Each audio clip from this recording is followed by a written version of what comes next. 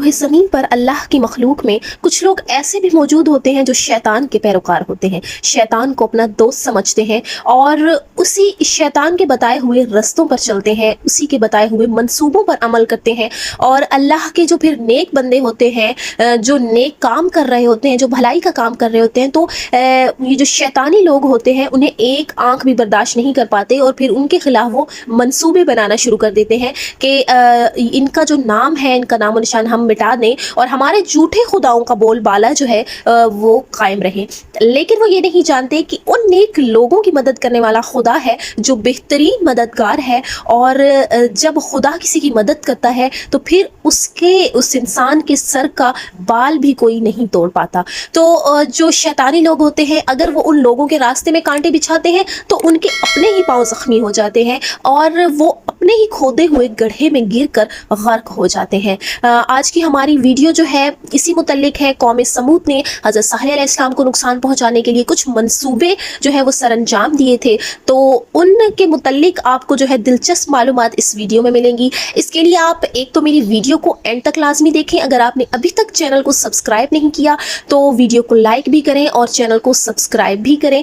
تو جب حضرت صالح علیہ السلام نے قوم سمود کے لوگوں کو ایک جگہ پر اکٹھا کیا تھا اور انہیں اللہ کی طرف بلایا، اللہ کی دعوت دی، اللہ کی وحدانیت کی دعوت دی، تو ان لوگوں کا جو رویہ تھا وہ بہت زیادہ سخت تھا، اور یہاں تک کہ انہوں نے اتنا زیادہ فساد برپا کر دیا کہ وہ لوگ جو ہے 9 گروہوں میں تقسیم ہو گئے۔ وہ جتنے بھی لوگ وہاں پر موجود تھے جنہیں حضرت صالح علیہ السلام نے اپنی بات بتانے کے لیے بلایا تھا، تو وہ جو قبیلوں کے سربراہ تھے وہ 9 گروہوں میں تقسیم ہو گئے، اور انہوں نے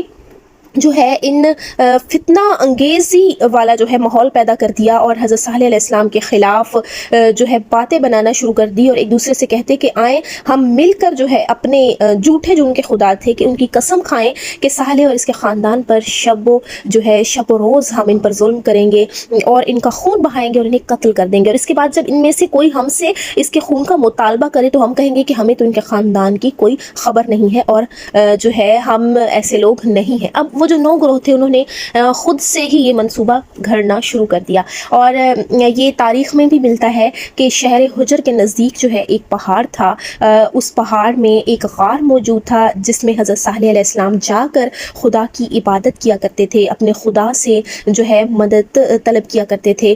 اور ہر ٹائم جو ہے جب بھی انہیں ٹائم ملتا وہ جا کے اس غار میں خدا کی عبادت کیا کرتے تھے، اور بعض اوقات جو ہے وہ رات کے وقت وہاں پر جاتے اور ساری رات جو ہے اس غار میں عبادت اور مناجات میں مشغول رہتے۔ دن میں وہ لوگوں کو دعوت دیتے اور رات میں وہ خدا وند کریم کی عبادت کرتے تھے۔ اب جب وہ 9 گروہ تھے ان لوگوں نے حضرت صالح علیہ السلام کا پیچھا کرنا شروع کر دیا، اور انہوں نے پیچھا کرتے کرتے انہیں معلوم ہوا کہ حضرت صالح علیہ السلام جو ہے روز رات کو ایک پہاڑ میں فلاں جگہ پر جو پہاڑ ہے اس میں جو غار ہے تو اس میں روز حضرت صالح علیہ السلام جاتے ہیں۔ اب ان جو 9 گروہوں کے جو سربراہان تھے انہوں نے منصوبہ بنایا کہ ہم حضرت صالح علیہ السلام کو قتل کر دیں گے، اور انہوں نے قتل کرنے کی سازش کی، اور ان لوگوں نے ارادہ کیا کہ ہم ایسا کریں گے کہ جیسے ہی ان کا پیچھا کریں گے اور جیسے ہی حضرت صالح علیہ السلام ہمیں موقع ملا، جب ہم دیکھیں گے کہ کوئی بھی نہیں ہے حضرت صالح علیہ السلام کے ساتھ اور وہ تنہا ہے، تو ہم جائیں گے اور اس پہاڑ کے پیچھے جا کر چھپ جائیں گے، اور جب حضرت صالح علیہ السلام وہاں پر آئیں تو انہیں قتل کر دیں گے، اور انہیں قتل کرنے کے بعد جو ہے رات کے اندھیرے میں ہم پھر ان کے واپس آ کے ان کو پہلے قتل کریں گے، پھر ان کے گھر والوں پر حملہ کر دیں گے، اور اس طرح سے نعوذ باللہ وہ بھی ختم ہو جائیں گے اور ان کے خاندان کا صفایا ہو جائے گا۔ اب وہ لوگ یہ منصوبہ بنا کر بیٹھے ہوئے تھے، گھات لگائے ہوئے تھے کہ کب حضرت صالح علیہ السلام تنہا ہوں، لیکن حضرت صالح علیہ السلام کے ساتھ وہ ہستی موجود تھی جو کبھی بھی اپنے نیک بندوں کو تنہا نہیں چھوڑتا۔ حضرت صالح علیہ السلام ایسے ہی معمول کے مطابق دن میں انہوں نے اللہ کی وحدانیت کا پیغام لوگوں تک پہنچایا، جیسی رات ہوئی تو وہ اپنے پروردگار سے راز و نیاز ہونے کے لیے جیسے اس پہاڑ کی طرف روانہ ہوئے تو وہ لوگ جنہوں نے سازش کی ہوئے تھے انہوں نے حضرت صالح علیہ السلام کا پیچھا کرنا شروع کر دیا، اور پیچھا کرتے کرتے جیسے ہی حضرت صالح علیہ السلام اس غار میں داخل ہوئے تو اب وہ لوگ جو پہاڑ کے پیچھے چھپے ہوئے تھے تو انہوں نے ایک دوسرے سے کہا کہ ہم ایسا کرتے ہیں کہ جیسے ہی حضرت صالح علیہ السلام اس غار میں جائیں گے تو ایک بڑا سا جو پتھر ہے ہم اس غار کے جو ہے منہ کے آگے دے دیں گے، اور یہ غار کا جو منہ ہے یہ بند ہو جائے گا، اور ہم اسے اس طرح سے بند کریں گے کہ نہ ہی اس میں سے ہوا گزر پائے گی اور نہ ہی روشنی گزر پائے گی۔ تو حضرت صالح علیہ السلام یہیں پر جو ہے نعوذ باللہ وہ نہیں رہیں گے اور ختم ہو جائیں گے۔ اب ان لوگوں نے یہ منصوبہ بنایا ہوا تھا، اپنی اپنی جگہ پر موجود تھے، لیکن خدا کی ذات بھی ان کی مدد کرنے کے لیے جو تھی ہر وقت ان کے ساتھ تھی۔ جیسے حضرت صالح علیہ السلام غار میں داخل ہوئے تو ان لوگوں نے بھی جو ہے بڑے پتھر کا انتظام کیا ہوا تھا، لیکن جیسے ہی وہ اس غار کے قریب پہنچے تو ایسے دھڑم دھڑم کی آوازیں جو ہیں، ایک خوفناک سی آوازیں، دھڑام سے جیسے کوئی چیز گرتی ہے ایسی آواز آئی، یہاں تک کہ اس آواز نے انہیں سنبھلنے ہی نہ دیا، اور وہ جو دھڑام سے ایک ہوتا ہوا پتھر، اتنا بلند پتھر اور اتنا بڑا پتھر کہ اس پہاڑ کی چوٹی سے گرا، اور گرتے ہی وہ لوگ جو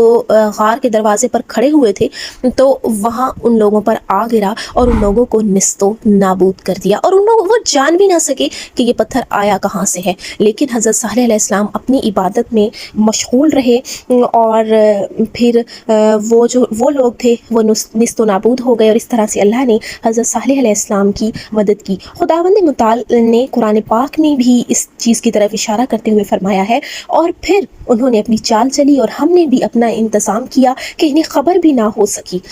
وہ اللہ کا منصوبہ جو ہے وہ بہترین منصوبہ ہوتا ہے۔ آج کی ہماری ویڈیو یہیں تک ہے۔ آپ اپنا خیال رکھیں، چینل کو سبسکرائب کرنا نہ بھولیں، اور ہم اپنی اگلی گفتگو میں حضرت صالح علیہ السلام کے ناقہ کا جو ہے وہ ایک واقعہ سنیں گے کہ وہ کیا تھا۔